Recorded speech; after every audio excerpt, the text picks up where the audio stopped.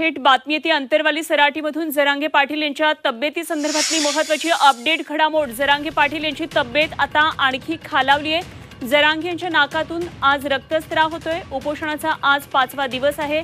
आमरण उपोषण गेल्या 5 दिवसांपासून मनोज जरांगे यांचे सुरू आहे। नारायणगडाचे महंत शिवाजी महाराज यांच्या मध्यस्थीने जरांगे यांच्यावर उपचार करण्याचे प्रयत्न सुरू आहेत। छत्रपती संभाजीनगरमध्ये जरांगे यांच्यावरचे नियमित उपचार करणारे डॉक्टर आता उपोषणाच्या ठिकाणी दाखल झालेले आहेत।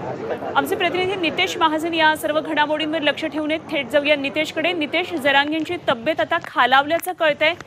उपचार करून घेण्यास ते नकार देतात, काय नेमके या संदर्भातले सध्याचे तपशील?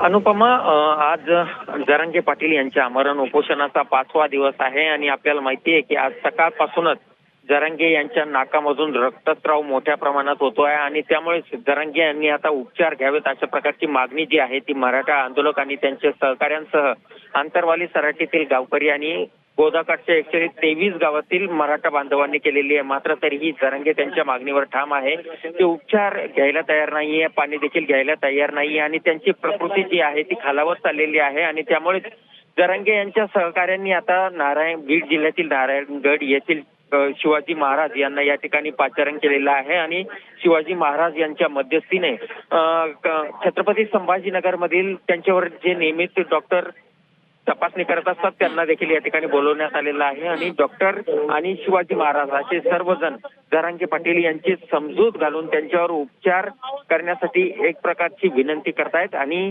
ते ऐकतील अशा प्रकारची अपेक्षा जी आहे ती उपस्थित मराठा आंदोलक या ठिकाणी बोलून दाखवत आहेत। मात्र अजूनही ते उपचार घ्यायला तयार नाहीये। मात्र डॉक्टर आणि शिवाजी महाराज त्यांची समजूत घालतायत उपचार घेण्यासाठी। अनुपमा, ठीक, नितेश, धन्यवाद दिलेल्या माहितीसाठी आणि अपडेट आपल्याकडून वेळोवेळी जाणून घेत राहू। तुर्तास धन्यवाद। नितेश महाजन आमचे जालन्यातले प्रतिनिधी आपल्याबरोबर होते। तर अंतरवाली सराटीमध्ये जरांगेंचं गेल्या 5 दिवसांपासून हे आमरण उपोषण सुरू आहे आणि आता त्यांची तब्येत आणखीनच खालावत चालली आहे। उपचार घेण्यास त्यांनी नकार दिलाय, मात्र तरी सुद्धा डॉक्टरांचे प्रयत्न सुरू आहेत।